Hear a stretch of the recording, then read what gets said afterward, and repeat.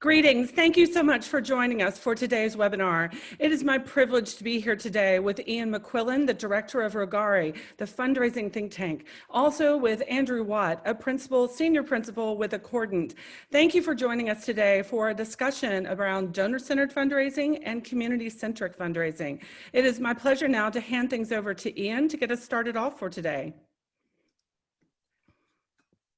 Thank you, Betsy. Hang on. As Ian is getting the technology in place, I'll call to your attention that there is a question and answer box. We would be delighted for you to submit any questions as we go today, because we would like to hear from you and to explore the things that are of interest to you as well. So how is the technology looking now? Does it, from your side, looking quite fine. All you can see is the opening slide of my PowerPoint screen and nothing. Excellent. Right. Okay, so thanks Betsy and Andrew for the introduction and the opportunity to have this conversation about what is a very complex and very nuanced subject, and something that is really just embryonic. It's only the issues and the implications of this are only just beginning to be made themselves known and felt in professional practice. And we haven't really had the chance to get our teeth into these, to get under the skin of these and have a really good debate about the issue. So thank you for having one of the first steps in that direction. So as Betsy said, my name is Ian MacQuillin. I'm the director of the fundraising think tank Rogare. These are all my contact details. So there's my email address, and please do feel free to contact me directly. You know, GDPR, data protection, PECA, I give you consent to email me. We have a website, that's our Twitter handle. And if you are engaged and want to engage further in any of the issues that that come up around this, then our window on the world is on Facebook, and search for the Critical Fundraising Forum, and you can engage in some of the discussions that we have about all the critical issues in fundraising, not just this one. And so what we're looking at today is community-centric fundraising and the case for community-centric fundraising, because we'll come on to a very quick exposition of what the issues are, and I'm only going to speak for about 8 or 9 minutes, and I've only got about like 8 or 9 slides. You don't want to sit here and have me lecture to you and try and school you in this. This is really about having the discussion, the debate. So this opening 10-minute presentation is just to go over what some of the issues are so that we're all on some common ground over this. So we're having this discussion because of the rise of the new community-centric fundraising movement, and that poses a direct challenge to what would be the main or the dominant philosophy of how fundraising ought to be done, and that's donor-centered fundraising.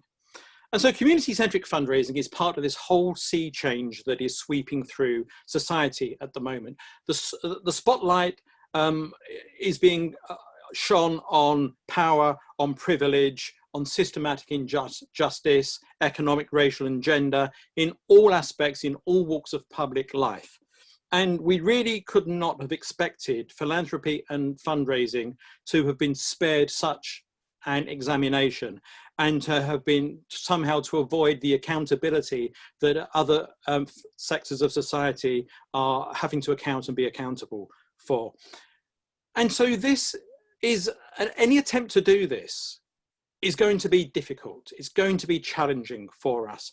And it's also going to be challenging if criticism about the way that we do fundraising is coming from what we might consider to be outsiders to the fundraising profession. People who are coming from, we may not have been aware of before, I mean, just obviously not VU, but some people that, you know, they're new names to us and they're talking about, you're doing it the wrong way. That's a challenging thing to be able to do. It's going to make us it's going to be difficult, it's going to be challenging, it's going to be painful, and it's probably going to make us feel uncomfortable because it's going to force us to challenge some of our core beliefs that we may have thought before were sacrosanct and inviolable.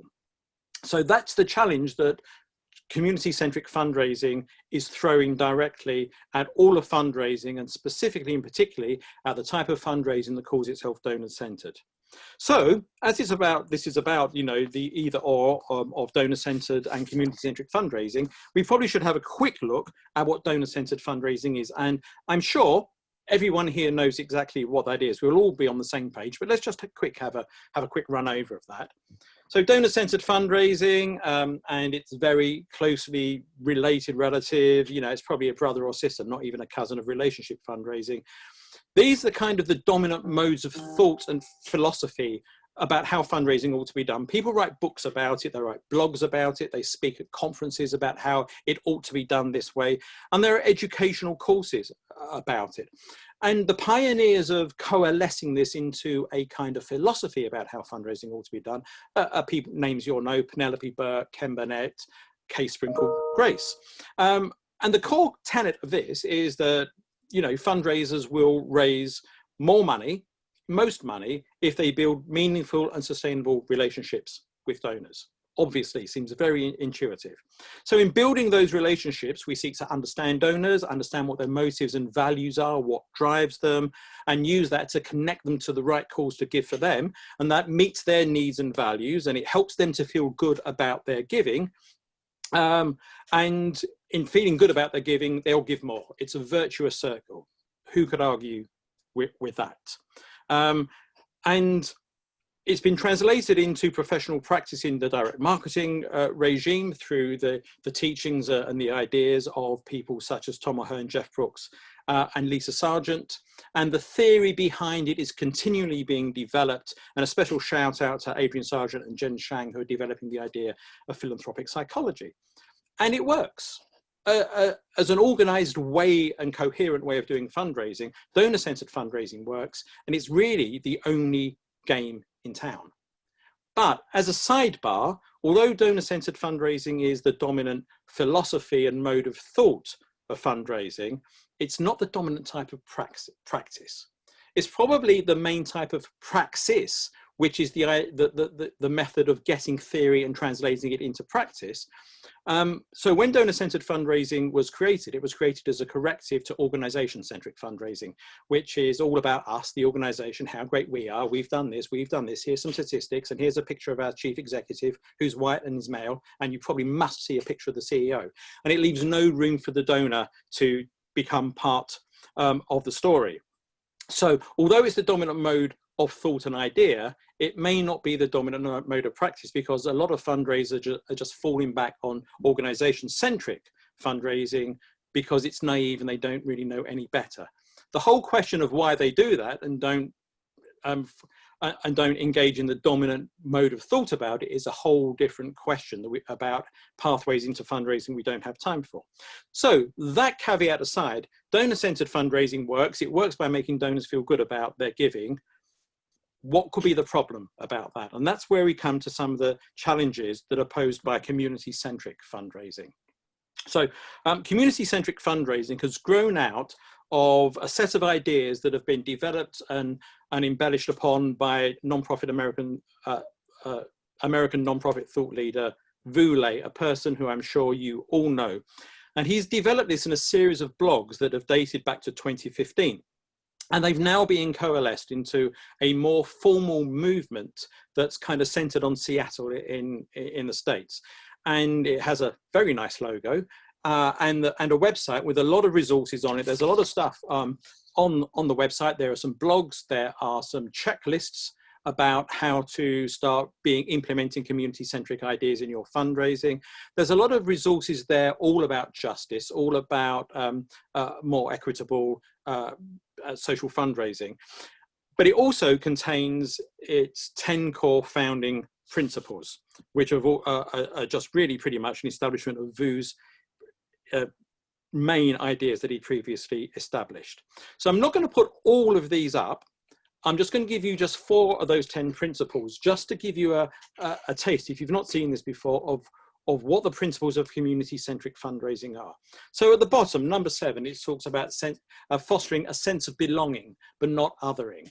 It's all about making sure that people feel they are part of the community, but don't feel that any fundraising communications distance them, other them, or marginalize them. You can see there's some common ground between what donor-centered fundraisers do, because on principle 6, it talks about treating donors as partners. But what it does say is it might need to have difficult conversations with them about why they give and who they give to, rather than just, as donor-centered fundraising would do, wanting to make you feel good about your giving and meeting your values. It talks about having the difficult conversations And the reason you need to have difficult conversations are because of the first two principles, principles 1 and 2, which really are at the heart, if you want to distill it down, of what the community-centric fundraising movement is. So principle 2 is that organizational missions are not as important as the collective community. The welfare of society, of the whole community, is more important than individual charitable missions, and individual charitable missions sometimes may need to be subordinated to the welfare of the community as a whole. And also it says fundraising must be grounded in race, equity and social justice. And the reason it says this is the very core of why CCF, community-centric fundraising, exists, because fundamentally CCF argues that fundraising and philanthropy is simply racist. This is a quote from Chrissy Shimizu, who is one of the leaders of the movement, and this is taken from a video that is on their website. And she says, we need to transform philanthropy in order to transform change in our communities. Fundraising and philanthropy practices are rooted in a history of exploitation and of racism and colonization. And in order for us to actually solve the root causes of poverty and other oppressions in our country, we need to completely rethink what philanthropy means and how we participate in it. And so some of you may be familiar with the idea of Hank Rosso that fundraising is the servant of philanthropy. That the purpose of philanthropy is to help people who have money to give money away in a way that brings meaning and value to their lives. What's important is why they give and who they give to, but the community-centric fundraising ethos and mission says that this is just an exercise of their power and privilege, and what is really important is the welfare of the community as a whole, and who and how and why people give. That privilege needs to be, fundraisers need to have difficult conversations with people about their privilege and their power and how and why they give. And that's why it kind of puts it at a philosophical contraposition to donor-centered fundraising, which is all about making the donor feel good. And community-centric fundraising as well has some very specific criticisms of the donor-centered fundraising and the language that it uses. So for example, it says that it perpetuates white saviorism, and that it marginalizes others and crowds out the voices of the communities it serves, especially by the way that it uses the second person pronoun you. The fundraising comms talk about you, the donor, did this. Because of you, you did this. And their argument is this makes the donor the hero of a story and puts a barrier up between what the donor does and makes the beneficiary of what they do just an object of their giving, rather than actually bringing them together in a holistic way. And they say it gets in the way of having honest conversations with donors, because if, as we've touched on, donor-centered fundraising is about making donors feel good and finding out what their values are and trying to make sure we match their values with the cause, then having difficult conversations with them about why they have privilege and power and need to think differently about their giving is not something that's going to sit in comfortably with the donor-centered way of doing something. And quite frankly, they say that it fuels systematic injustice. So one of the things that we've tried to do, and Betsy spoke about the work that we've been doing, Rogare has tried to analyze these in a green paper. It's looked at both sides of the argument. I've tried to be very fair to both sides in this, even though I've upset people by doing it. And what this looks at is whether there is common ground in these two approaches, these two philosophies, or whether they're really mutually exclusive.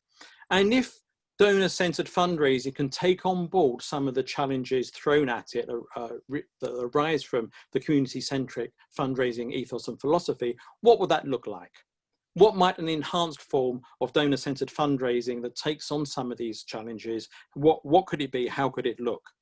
And these are the type of conversations that we need to have if we take ourselves seriously as a profession.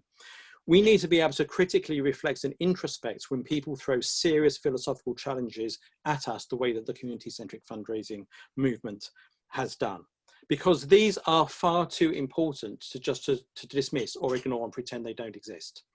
And it's also too important just to simply try and explain away the differences by saying the two approaches are compatible and they can exist side by side.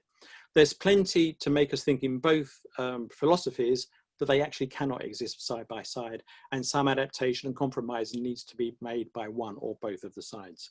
So this is why I said these are all new ideas that have suddenly descended on the sector. It's all very confusing because they are nuanced, sophisticated debates, probably can't be examined in 280 characters on Twitter. We need to start having better conversations with them. So I really hope that with Betsy and Andrew and me, and then your engagement over the next 30 minutes or so, or 40 minutes or so, we can have a really good conversation about that.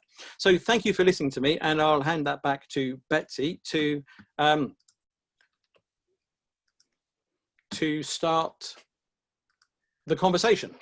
Terrific. So, you know, Ian, I think starting off, all of us would say that we believe in equity and in dignity and in holding people up, that I don't think any of us ever have perceived that fundraising was intended to be a divisive activity. It was intended to lift up populations. And so, you know, on one hand, how do we come to a place that we reconcile the beliefs that we have on both sides, that giving is a voluntary activity that is motivated often by people's intention to do good things, and the community-centered movement is saying we can't make them into others, but there's common ground in here. Where do you see the common ground? Well, I think the common ground is the things where we are talking the same language and we want the same things. So the ultimate outcome that community-centric fundraising wants is to rebuild fundraising and philanthropy in racial and economic justice. And if we are going to get on board with that, we have to agree with them that it isn't those things, that fundraising and philanthropy are racist and not grounded in justice. So we have to introspect and look at those ourselves. So as you say, no one sets up charities to promote like injustice, inequity, but the very facts of who set them up, how they are run, how we do that, the CCF side is just automatically, inherently promotes those things. So I think what we have to do, like everyone is telling us to do at the moment, is check your privilege. Look at where we have privilege, look how it's playing out. And one of the things I don't think we are doing at the moment is checking our privilege. It's easy to be an ally when the criticism is focused at a different at people other than us. So when people say there's too much power, too much privilege, there's lack of justice and inequity in the education system, in the military, in the criminal justice system, it's very easy to say, oh yes, that's so true, we're an ally. And when it's said, and by the way, there's all of those things in fundraising and philanthropy as well, the response can't just be, well, no, not us, because we're good people. There's stuff that's there that we need to introspect, and we won't make. I mean, I don't think that we should just wait for community-centric fundraising and donor-centered fundraising or mainstream fundraising just to get together, have a nice cup of tea and come up with something new. I'm not entirely sure the community-centric fundraising wants that kind. In fact, I'm fairly sure they don't want that kind of compromise. But that doesn't mean that we can't do those things unilaterally, because all of the charges they allege about othering beneficiaries, for instance, that critique is not new. That's been going on for 40 years when it comes to poverty porn. So, you know, a lot of the things that as a mature, responsible profession, we need to listen to what they are saying, check our privilege, and even if we don't work with them to agree common ground, we can decide that we might want to change our practices and philosophies in response to that. Well, so Ian, I think this is an extremely interesting conversation to be having at the moment. And I think that the way you set it out, the labels, are extremely helpful to us who are looking at the issues from the perspective of the insider. I think if you actually look at the communities that are being served from any kind of social initiative, and I don't want to use the term social investment because that it's another label that comes with connotations, but all of us know that the communities in which we live, or the communities that we serve, have been impacted for good or bad over the years by philanthropy, by voluntary action. And the really successful examples come when you pull communities together. So it's not about the donor, it's not about the beneficiary, it's about the impact and the outcome. You know, has it been successful or has it not? The vast majority of people out there really are not interested in donor-centric fundraising, nor are they interested in community-centric fundraising. And what they're interested in is change and impact and opportunity. So the core things they look at are very different from the things we look at. I think it's very healthy to have a debate, but what worries me sometimes is that we attach labels to everything as a way of avoiding the need to think. It's so much easier to put a label on something and go, okay, done that, check that box, than it is to actually sit down and engage with some really difficult, and as you said earlier, very nuanced issues. When Hank Rosso said that you know, it's important to engage with community, or to engage donors with community, I think that's an absolutely critical concept. But we talk as if donors are not part of communities. We talk as if they are somehow a separate class of individual person. And yet every community has multiple facets. And I think that we're at danger here of forgetting that fact. I don't know what you feel about it, because you know, you've laid it out really clearly in this paper. And it seems to me that actually you yourself are not wholly convinced that labels are the important thing, that really what's achieved by these various different movements and approaches is important. And that's not fundraising, it's about social change and social impact. Well, as regards labels, I mean, labels may make it easy for us to dismiss stuff, but they do also help us. Naming stuff makes it easier for us to understand it, about what's being done, what's being said, the ideas that are being promoted. So calling something communism might allow us to dismiss it, but it also might allow us to understand it better. You know, ditto capitalism. It's a set of ideas, and we know where we are when someone puts a label on that. So I totally agree with you that donors don't need to know whether something is community-centric, is donor-centric fundraising. They'll notice when it isn't, because it'd be very bad and doesn't engage them. It's like a referee in a football match. If a referee has a good game, you don't notice it. If you've got good donor-centered fundraising, you won't notice it's good donor-centered fundraising, because it will be seamless. So they won't care. And I doubt that the people on the ground that are being helped won't care how the money was raised and the project was delivered. Second guessing what the CCF movement would say, I would guess that probably they would say that how they are helped is vitally important. And even though the people that are receiving help on the ground don't know that is come, I think the argument might be that the way that the help is given, how it's done, if it is embedded in ideas of white saviorism and othering and marginalizing beneficiaries, the long-term or medium-term harm that could cause might be outweighed by the short-term harm that happens for each individual community member or cause, which is why I think CCF talks about the needs of the community supervening or superordinating all the needs of individual community organizations and causes. And so when you spoke about donors being part of a community, and everyone, you know, yes, donors are parts of communities. They could be part of a friends group as just being members of an organization like the National Trust or a donor to an organization. You can be part of a community. And the idea that, you know, one of Adrian Sargent's big things about identity theory and trying to bring people in and making them identify with a cause and being part of that. But the donor might still be the most powerful member of the community. Just because they're part of a community doesn't mean that some of these injustices in the community still won't exist. So I think that's the difference, that one of the things the concepts we need to get our head around. Fundraisers might talk about a community with the indefinite article, but CCF talks about the community with a definite article, and you could even spell that in caps. So they talk about the good of the community, society as a whole, whereas fundraisers might talk about making donors members of a community, but that still could not be compatible with the CCF philosophy. So, Ian, one of the biggest challenges I have with the CCF philosophy was the second principle that said sometimes fundraisers should turn down a gift if it could achieve a greater benefit through another organization. So when I think about that, it in part says to me that donors shouldn't have agency around their voluntary giving, that if, say, I'm at a hospital that maybe if I think that a food security organization is going to solve a more urgent community need at this time, that I should say, well, my healthcare cause is not as important. I need to tell you, donor, you really need to go give to food scarcity. And I just don't see us doing that. And I don't see it being realistic in the real world. What are your thoughts? Well, I mean, I have some concerns about that, because I said, you know, these are embryonic early ideas. And at the moment, CCF is a set of principles and an aspirational idea. It's not a set of practices. So donor-centered fundraising has the march on it by some 20 years, and it's been able to coalesce itself and form itself into something with a body of scholarship behind it, some best practices that work.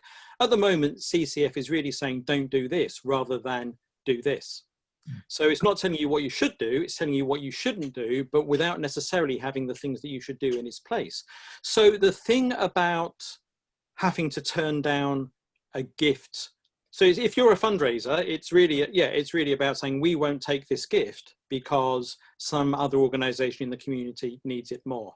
The thing I'm thinking about that is the ethical literacy that the fundraiser has to be able to make that call. How do they decide? And at the moment, fundraisers don't have a lot. I apologize in advance, fundraisers, but I think this is just the truth. There's not a lot of ethical literacy in fundraising anyway. We don't have a lot of ethical theory in fundraising, certainly not as much as there is in even related disciplines like PR and marketing.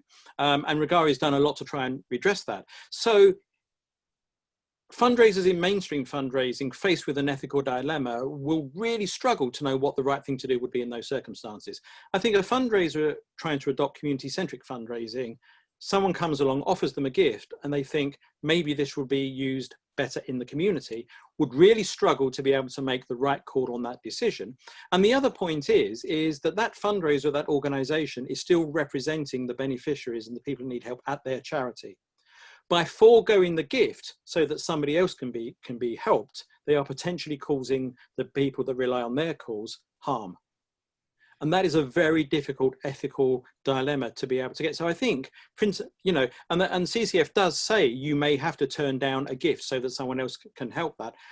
That's a hard call to just drop on the shoulders of grassroots fundraisers without any guidance about how to go about doing that.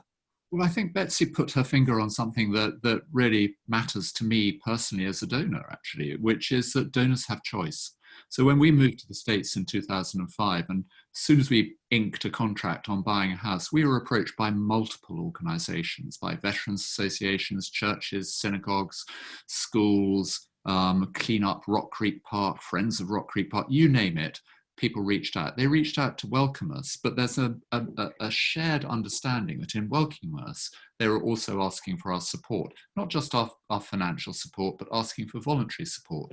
Every one of those organizations represented both a little community in microcosm and part of a broader and wider community.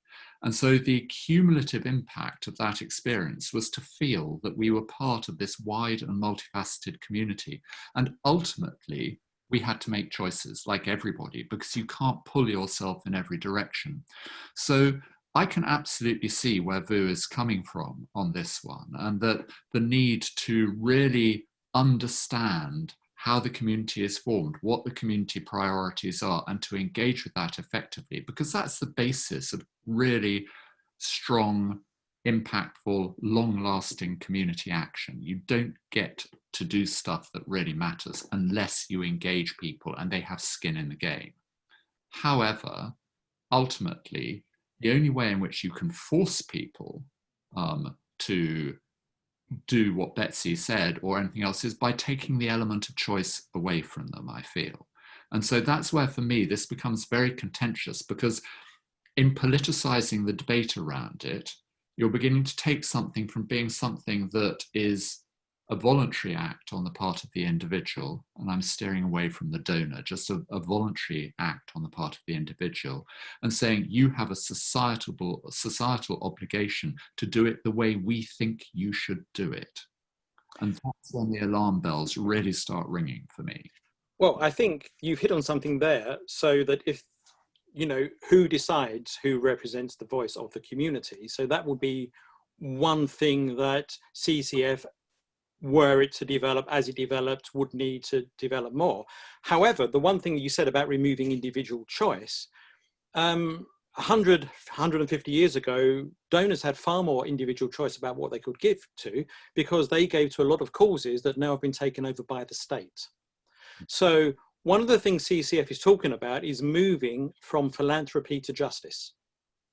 And there's a professor who's written about this. Some of you might have read his book, some of the stuff that he's done, Alan Buchanan. And he said that, you know, social progress, moral progress is characterized as a move from philanthropy to justice. And some of the things that we used to give voluntarily to now, especially in my country, you know, not so much in yours, Betsy's, but especially in my country, that people used to give voluntary to, the government takes it out of our wage packet and distributes it to health and education. Those aren't voluntary causes anymore. So it's perfectly possible to start a conversation in which some of the individual choice that donors have might be negated, might be minimalized, might be lessened to a certain extent. And I think that's what CCF means by having difficult conversations with donors. It may well be that this is what is valuable to you and you're in the community and you want to give this way because that's the way you think the community should be going. However, you're only thinking that way because of a load of privilege and power that you have. And so we need to have a conversation with you about how you can better help the community in a way that the community members might need. And I think the best people to be able to have this is why I don't agree that, you know, that when Vu wrote his recent blog about there is no both sides to this story, donor-centered fundraising is all wrong. The best people to have difficult conversations are people that are steeped in donor-centered theory and practice, who know how to do that, who knows what motivates people. If you've been having a particular type of relationship with donors, and you've got people that have taken it upon their entire lives to try and understand what motivates them and their values. And now we have to have different types of conversations with them. The people best to do that are the people that understand how to get inside the heads of donors. So I don't think it should be something we need to particularly worry about too much, but it's something we need to be concerned about and take on board. And it might mean that the conversations and the relationships that we build with donors change. And it might mean that as a result of that, there is a bit more of duty-bound giving, and we present it more as a duty and a compunction for them. And there is a bit less individual choice, but at the same time, it may not. But it's a discussion that we can have, I think, without just dismissing out of hand. So pay your taxes, vote, and accept the consequences, is what you're saying. Well, we do pay our taxes, vote, and accept the consequences. Yeah. But I think in terms such as this, I mean, again, I mean, social pressure as well. You know, everyone wears a seatbelt now. I mean, people just wear seatbelts, and people don't drink and drive, and they shouldn't do. And it's against the law, but there's a social prohibition on it as well. Maybe as a result of community-centric fundraising, it will just be one of the things you're expected to do is to be able to give to a Black Lives Matter fund, or that might be something you're expected to do. And Canada Helps has recently started a way of giving where you can give to particular funds, I think they call them. So there's a cancer fund and an arts fund, an environment fund, and there is a Black Causes Fund. And of course, the Black Causes Fund has got something like $700,000 in it, and the Cancer Fund has got $350 in it. But that's because people already know how to give to cancer charities. You know, whereas now people might be wanting to give to a Black Causes Fund, but not know how and where to do it. So this seems to be an example of community-centric fundraising put into practice, where people can find a way to do those things. And maybe it will just be social peer pressure will be that we change the way that we give. And there just isn't quite so much of our choice that we exercise because it reflects our values and what we want to do. Maybe we're just thinking differently about our giving. But I think that's really interesting because you're talking about societal norms, and societal norms change at times of extreme pressure. And over the last couple of years, no matter what one feels about it, none of us can deny that we have as society been under extreme pressure. So perhaps this is one of those times to have those difficult conversations because people are receptive to change. I think you've also got to consider, though, how the incentives are aligned. Most people find that they are employed by the social service organization or the homelessness organization or the hospital, and their role as a professional is to raise money for that specific agency or cause. And so they're not in a position where they're directing to multiple organizations. They were hired to protect and care for their organization. And so I find it really hard to figure out how it could be operationalized when you're hired as an agent of an organization when you fundraise most times. Well, I think it's not for the fundraiser to operationalize it. Fundraising is a means to an end in many respects. I think this is, when you talk about difficult conversations should not be with the fundraisers, they should be with the boards of the organizations who are responsible for the strategy. So if you're on the board of a large hospital system, you are very much engaged in community conversations with other institutions throughout that community. And the same is true of any not-for-profit organization. You know, at that level, there is engagement. There needs to be engagement at the community level, really effective engagement at the community level, but strategy and change like this is not the responsibility of any one person, still less any one role or function in an organization. So, you know, I feel, Ian, quite strongly that the community-centric fundraising is to misname it. It's about community-centric action, voluntary action, or whatever else, because the fundraising piece to me in this debate feels like a bit of a red herring. I mean, I think I've said this to you about various other things in terms of fundraising debate over the years, but in this one in particular, it feels very much to me that these are conversations to be had in the community, by the community, including community leaders and everybody, rather than really the fundraising community. I really agree with that. And I think, you know, I think it's even said on one of his blogs that calling it community-centric fundraising is a direct analogue of donor-centered fundraising. So it's, and we see that again with the beneficiary framing thing and the poverty porn issue. That whole issue and the way to frame beneficiaries is just left on the shoulders and the responsibility of fundraisers. So the evidence doesn't overwhelmingly suggest, but it does show us that if you're going to use a negative frame, and I just don't mean a photograph, I mean something that frames something, if you don't do this, something bad will happen, rather than if you do this, something good will happen. People, for all sorts of reasons, respond to negative signals, negativity bias, negative information. That's how we're wired to respond. So fundraisers know this. They show pictures of starving children and the flies around their eyes, and the money pours in. Now, a lot of the organizations on the campaigning side, on the service delivery side, want fundraisers not to use that, to use more positive images, which probably won't raise the amount of money that the fundraisers know will need, and the organization needs to be able to do what it's doing. So as you say, that decision cannot be left to fundraisers. If a charity wants to decide that it will not use this particular type of framing, it can decide that. It can decide that it's going to take a short-term hit on its income while it works out different ways to start recovering it. It can decide how and if it needs to cut services. It can decide how, on the basis of this, it needs to engage the community it serves in a different way. And it can take a strategic decision to do that. But as you say, Andrew, these are strategic decisions for the leadership of the organization working with the community. They can't be tactical decisions taken by fundraisers, because that just strings fundraisers out on a hiding to nothing. But to coming up in chat at the moment from Lindsay, Ian, I do agree, though, that in a healthy organisation, everybody has a voice. So I'm not suggesting, I don't think, that fundraisers should not vocalise around this or are not part of the debate or driving the debate with donors. Of course they are, because fundraisers are that portal to donors. They're the ones who are building the relationships and can have tough conversations.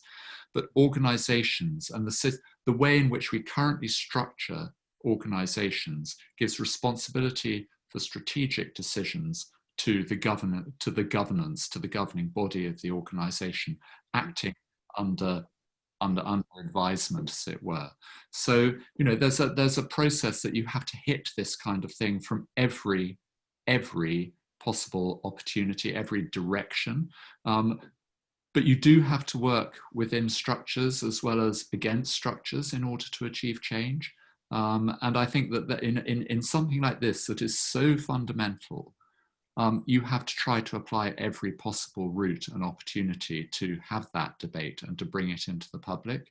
Yeah, and so if I may, I mean, I would agree with Lindsay as well. I didn't mean to imply that fundraisers can't push their organisations, can't lead the discussions on that.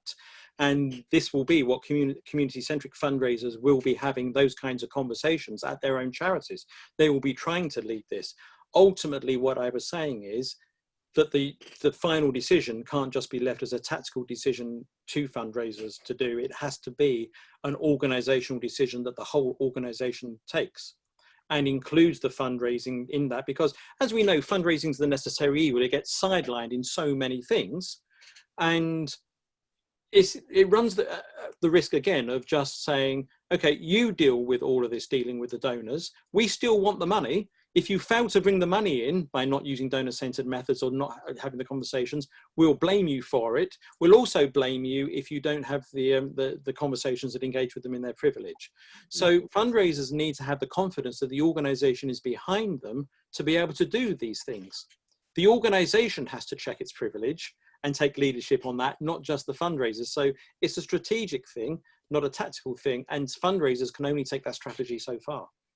I agree. I think we need to be looking at a different place in the organization. I don't know that CCF is really about fundraisers. It should be about the organization and the organizational mission, that fundraising exists in service to the mission articulated by the organization. So the organization needs to look at, for example, I work in the hospital world. It's not just about treating illness and injury. It's about addressing the social needs in our community, like food equity and homelessness and access to education. It's also about fostering diversity, equity, and inclusion on the governing boards of our organizations. So much of this in my mind is pre-wired before it even gets to the fundraisers, that we need to push the level of the conversation up to mission, strategy, and the organization, not put the pressure on fundraisers to fix this. We do have a question from Pauline that has come in. She said, has there any work been done to discuss with CCF approach with donors? I would be curious to know whether some donors who are privileged by the very nature of their capacity to give are resonating with the need for CCF approaches. Are some wanting to be part of this conversation? Not that I'm aware of. I mean, it may be there. I think all this is very new at the moment, and I think the moment we see some of this work being done, it will start appearing on the CCF website. It's possible that, I mean, when I was researching the paper, I mean, there's very little scholarship and work of why donor-centered fundraising works. I mean, we know that it works, and we have an intuitive idea why it works. You know, thanking people for doing something nice makes them feel gratitude to you, and you know. So there's a lot less of scholarship behind that, in a way that we can use the science to make it replicable. And so when I was doing the researching the green paper that we did, I looked at the use of various pronouns in whether we use we or whether we use you, and some people using we as a sense of identity. I couldn't really find much around that from the scholarship, from the academic side. So there may have been stuff out there that I couldn't find. So I couldn't find much at the scholarship level. It's possible that some ideas that would be considered to be community-centric have already been tested in practice somewhere. So you might be able to reverse engineer this. Like someone will be looking, oh, we did that 5 years ago. Yeah, it was a really great result, but none that I'm aware of. And I think it's partly because these are all new ideas at the moment, and hopefully we'll start seeing some of these coming through. Well, Ian, you pointed out that VU started blogging about this in 2015. And when you first mooted having this webinar to sort of start airing some of these issues, I was doing a lot of research to see whether I could find examples of, you know, best practice in this field that VU had cited, or, you know, areas where he feels that's strides have been made in the right direction, and it's very, very difficult to identify. And yet one knows that there are some examples of great community projects that have been out there on a very wide scale. If you look at some of the most deprived areas in all of our countries, the ones that are facing the largest economic and social challenges, you will frequently find very strong examples of communities, multiple facets of communities coming together. The people, corporations, government, private philanthropy coming together to develop long-term solutions that they have agreed will work, trialing them, testing them, implementing them. When they don't work, turning around again. There's some really exciting stuff happening in Flint, Michigan about 10 years ago, which has now gone the way that one expected. Oh, I remember that one actually, yeah. Yeah, so they do exist, and I think it would be very powerful as the next step, following on from the Green Paper, to try to begin to identify some examples of where this approach is really having impact right. I think that's a really excellent idea. And I think some case studies on the CCF website about where those ideas have been used, where for CCF to go back, find something themselves like that, look at it, reverse engineer it, look at the ideas behind it, and say whether they felt that was a good case study of community-centric fundraising, or whether they thought we might have thought it fitted with that, but it's not exactly what they are saying. I think we shouldn't be waiting now for case studies in the future. I think, as you said, there's a lot of stuff done in the past that probably is isolated, dotted examples around somewhere. We just have to mine those and find them.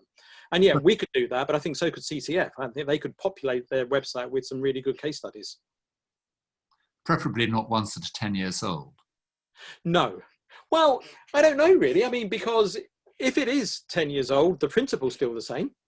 It worked for a particular way, it engaged people. We can still learn from that. And the fact is, if the best example is 10 years old, it just means we need to go back to an example from 10 years ago and start doing that again. And sorry, Betsy. I was just going to say, if any of you have questions, please put them to us in the question and answer box, and we would be delighted to answer them. Well, and Simon has just posed a really interesting question in the chat box, Betsy. Would a community-centric philosophy require all charities to openly campaign for real societal change, not just within their cause, but community-wide? And how would that affect those organisations relying on government or statutory funding? Well, that opens a whole range of issues. And speaking as someone who's spent most of his professional career helping government to take better informed decisions, because I'm not allowed to lobby, then you go, well, yes, but I suspect, to Simon's point, that requires a level of re-education in the way that every single one of us thinks about these issues to really begin to achieve the meaningful dialogue. And if that's an ambition that we should be holding up as valuable, then in that case, that's another thing that one can go back to VU with, I think, and say, look, behind the outline that you've presented, what actually, in their opinion, do they think needs to happen to really take this down to the nitty-gritty operational level? Because at the moment, it's all ideas. Yeah, with Simon's point there, I mean, a good example of this would be within the climate emergency. And so one of the standard reasons or ethical justifications for turning down a donation would be if the purpose of the company conflicts with your mission. So the classic one is a cancer charity would never take money from a tobacco company because there's a clear conflict of interest with the cause. And an environmental charity might not decide that it wants to take money from a fossil fuel company because that might be a conflict of interest between what they do. But now there's an argument that no charity should partner with a fossil fuel company. And the Chartered Institute of Fundraising in the UK has last year released some new guidance about how charities should work within the climate emergency. And they're talking about giving guidance about turning down a donation if the charity has concerns about has environmental concerns about their prospective corporate partner. So that changes the whole equation of the reason that you would turn down a donation, it's not because the organization you might partner with might harm your beneficiaries, it's because it might harm society as a whole. And so it changes that, it's moving fundraising from a professional practice to help the beneficiaries of your charity into a social role for the betterment of society or the community as a whole. But as you said, Andrew, it totally moves the goalposts. So what you then face is the choice normally in professional practice is to try to use professional practice that will maximize good and minimize harm for the beneficiaries of your cause. But in the social role of fundraising, where, like we say with the CCF, you might have to turn down a donation if it can be better used in the community, or in the climate emergency, you just would never work with a fossil fuel company. What you face is a question of not just of having to take actions that maximize good and minimize harm for society as a whole, even though doing that may cause harm to your beneficiaries, perhaps in the short term. So it's subordinate. So in that case, it's subordinating the needs of your beneficiaries to the needs of the whole society community. And that at its heart is the CCF approach. And that is a complete change in the worldview of charity, of philanthropy. What CCF wants to do, they want to deconstruct the system that we currently have. They want to replace it because they think it's broken and replace it with a completely new one, founded on racial and economic justice. And that kind of action in respect of the climate emergency, and the point that Simon has just made, is a complete re-envisioning revolutionary approach to charity and philanthropy. We can't accommodate that in our current system. We have to change the system to be able to do those things. Ian, we have another question that's come in from an attendee. It says, while I have not seen any case studies, retroactive or current, CCF has published aligned actions. I appreciate Ian's green paper, which asks us to dig into ethics and aligning those with practice as fundraisers, but aren't the critiques of CCF not offering actions and saying what not to do answered by their aligned actions? Well, thanks for posting that, anonymous attendee, because I had that earlier. I mean, I was looking at that when I was researching this, and I went looking for it on their website today, and I couldn't find it, and I couldn't find the copy I'd saved. So so if you know my email address, because I'm trying to click, oh, crikey, oh, I've opened it, thank you. Yeah, I have saved it. So I've got that now, thank you. As far as I can recall, so I did want to refresh my memory about what was in there, but as far as I can recall about what was in there, it was more about managerial, and I might be wrong, so forgive me because I didn't get the chance to refresh because I couldn't find it, but it was more about managerial actions, about how you recruited people. But as far as I recall, and I'm sorry, I haven't had the chance to check, it wasn't about a coherent philosophy of approach to doing fundraising that could lead to praxis in that. So that if you wanted to do community-centric fundraising in a particular way, the type of conversations that you would have to have with donors would be to try and prick this particular emotion, because that will lead to such and such. And that's the kind of theory that we have behind donor centricity, because people have been researching it for a long time. But I wasn't sure that CCF was doing it in exactly the same way. But that's because it's new and it hasn't had the chance to form those yet. Betsy, I can ask this of you because I can't ask it of our audience, but one of the things, as someone who is partly American, has spent his entire life going backwards and forwards to America, one of the things that's always struck me most forcefully is that we're not talking about charity in America in the way that we do here in the UK. We're talking about community action is what comes up again and again. It's if something needs doing, get together and fix it. Now, clearly the model has morphed over the years into something that doesn't feel always like community action. But would you say that's a fair take, that there is an assumption in the United States that not-for-profit activity actually is more about community action and community engagement than it is about philanthropy? I'd definitely say it's both. I think there's a great tradition here of volunteerism as well as charitable financial giving. And I think Americans are inclined to engage through their money, through their time, through other contributions to society. So I do think that our a way of achieving impact, maybe a little bit different. But I guess, Andrew, I'll take this sideways. Part of what I keep going back to in all of this is the root of philanthropy, that we know philanthropia was about a love of humankind. And so how do we not taint the nobility of the intention of this being about being other-centered and about lifting other people up and creating better societies? There's got to be a way that we can do that without worrying about what ends up in the center of the picture. No, I agree wholeheartedly, because ultimately what we want to see are the consequences and outcomes of any form of action in this area. How you get there, everybody's going to have a different idea. What I find incredibly invigorating about the CCF debate is that it's forcing us to look at things in under a very different lens. But the things we're looking at and the outcomes we're looking for are not in themselves that different.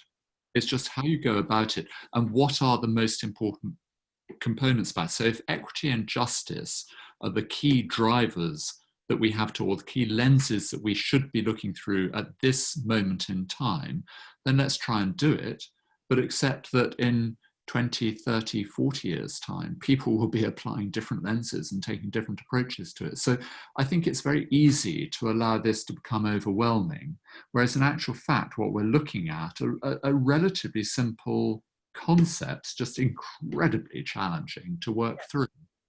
Can I pick up on anonymous attendees' follow-up question? And now he's asked that, I know exactly who they are. So they're talking about, could we use something called grounded theory to try and develop a theory out of that? So grounded theory is an approach. You would do lots of interviews. You would talk to people that have practiced community-centric fundraising, or say they do. You'd go, like you said, Andrew, you'd speak to these people in Michigan, you'd speak to the people that were doing that, everyone involved. And through a particular methodological approach, you'd be finding out how they did that. And from that, a theory of community-centric fundraising would evolve from the ground up, that you could say, this is how it's done, this is how it's replicated, rather than doing it as we've kind of done with donor-centered. Well, in fundraising, it's sometimes a bit of a positivist approach where we crunch some numbers and say this approach works, this approach works. So I think, when we come to start taking this approach seriously, and CCF, and we get over our initial fear and trepidation about what it's setting us, and we get over the discomfort it's saying confront our privilege, and people, scholars and practitioners and academics start putting some serious approach into this, speaking to the people that have been doing this or say they've been doing it, and finding out how they've been doing it and what theory emerges from that, is a very good way to approach this. Absolutely. So I'm going to move toward wrapping us up. We've got 3 minutes until the bottom of the hour. I'm delighted that we've had people from 5 different time zones join us for this conversation today. That means to me that this is an issue of great interest in a lot of different spaces and places. We will make the recording available. I'll actually put it out on my LinkedIn post, and I'll send it to Ian and to Andrew to do the same. I'm going to ask you both for kind of parting words. What must be said before we go? Ian, I'll go to you first. We have to take this seriously. It's uncomfortable, it's challenging, and for the people, fundraisers who, for donor-centered fundraising, they've been doing it for 20, 25 years, it's a core part of their identity. Yeah, this is tough, but you can't pretend it doesn't exist and you have to deal with it. Well, and I would simply thank you, Ian, for taking the confrontation out of this, because I think that these concepts are too important to waste time arguing about. We really need to understand what we're talking about and then how we go about implementing it. So, putting it on the table in the way that you have, for me at least, and I can only speak for myself, has been extraordinarily helpful. And I'd like to thank Betsy for giving us this platform to talk. Thank you, Betsy. What a great way to spend the afternoon. Thank you. Yeah, thanks everyone for joining us too. Absolutely. You cared enough to show up. You care enough to make a difference. Thank you for the privilege of your company today. It was delightful to be with all of you, and we'll just thank you, and everyone go out and do good with the rest of your day.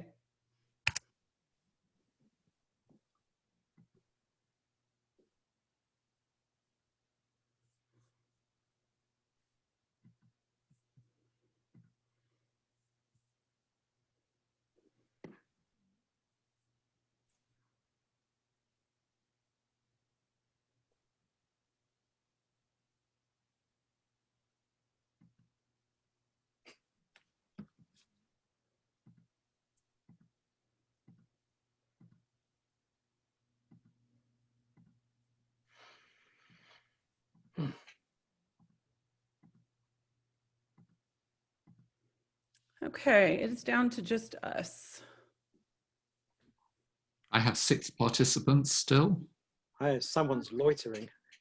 I've actually, Perhaps it's an anonymous attendee.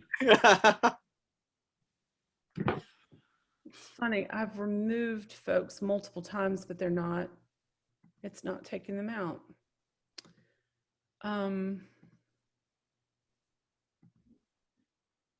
Well, that's funny. I do not know. Yes. It's down to 4 now. It's funny. It won't let me click into Adrian Allen is,